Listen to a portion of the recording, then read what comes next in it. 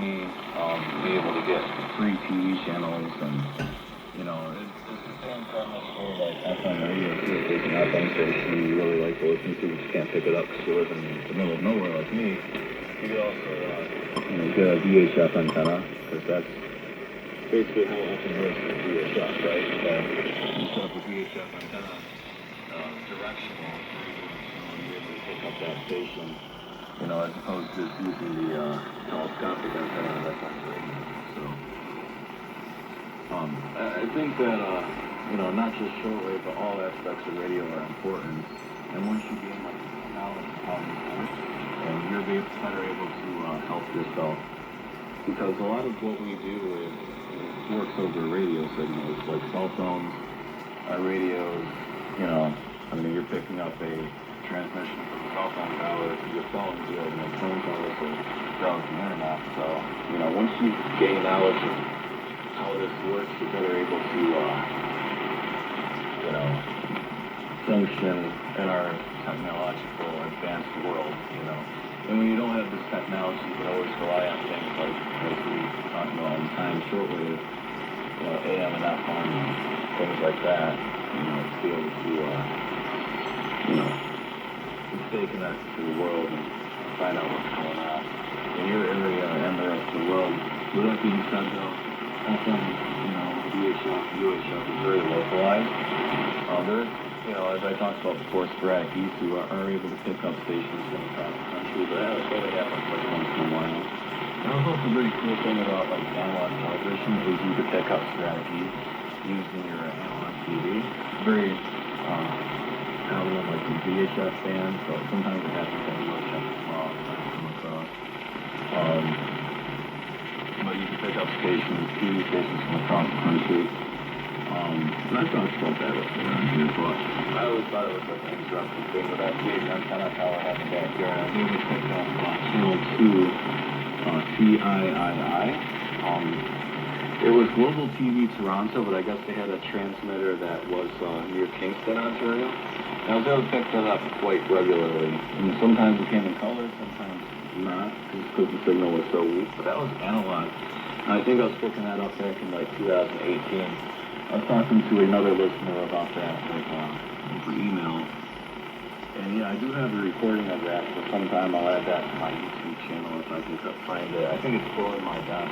It's on a VHS tape, so I'll have to pull that out sometime. But yeah, analog TV is very interesting. Digital TV, it hasn't happened before. It's very rare because most TV channels are UHF that happens. But there was one night back in 2018 as well, where I think it's 2018 or 2017. I'm pretty sure. Maybe it was 2017, but I was scanning for channels and I picked up all the channels out of Rochester. Now, I live near Utica, New York. I'm 20 miles south of Utica, too, in Oneida County. And, I was scanning for channels in my antenna plant for Syracuse, which is the neighboring city, has the most sound. And that's when I picked up channels out of Rochester, which is Paxton, so further west. And, they lasted for that one night, and then they went away. But that was very cool to be able to pick that up. I think that was around, November, December of 2017. So it was very, very interesting to have that happen, especially with digital television. So, not saying it's not worth TV DXing anymore, but with that being said, with digital and all that, it's very rare that it happens. But, don't give up, because all aspects of our hobby are very interesting, whether it's long wave, AM, shortwave, FM, TV, satellites, everything. So, it all runs off the radio waves. So, if it's out there, I think you should look into it. One thing I've always been considering getting into was satellite. They're like free over-the-air satellite stations that you can pick up in the United States. It's very common in Europe and Asia and the Middle East, but it doesn't exist here as well. There's C-band, KU-band, satellites that you can buy. There's videos online about it, and all you have to do is pay for the equipment and the satellite. But once you do that, you're able to pick up these free-to-air. Okay, I shouldn't say over the air. It's free-to-air satellite stations, so check that out as well. That's something I've always wanted to get into. And if I ever do get into it, I'll post it on YouTube and over on Reddit too to see, like, you know, what I can pick up, and I'll let others know, like, what I can pick up as well. And there's also tons of other videos online about it too, so if you're ever interested in this, feel free to look it up and see, like, how you can get this free television. And also, as you know, like, they have radio too, like Sirius XM. We have to pay for that, but there's other satellite radio stations. When I got my QSL card from the Voice of Turkey, I got a list of all their satellite radio stations, and I'm pretty sure that some of them were listed for North America. It was like Turkish television and Turkish radio that you could pick up using a satellite dish, and it was targeted towards North America. So, like, instead of listening to it through shortwave, you could also listen to it through satellite as well.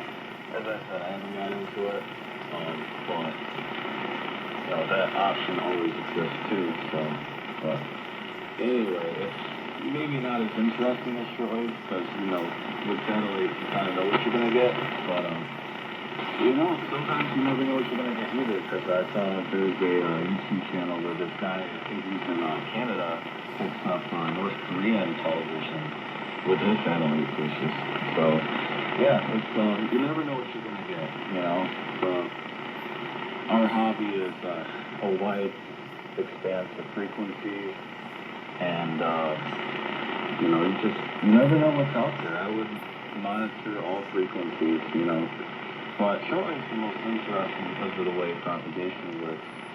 Where, like, depending on how conditions are, you know, you never know what you're going to get, even when conditions are bad.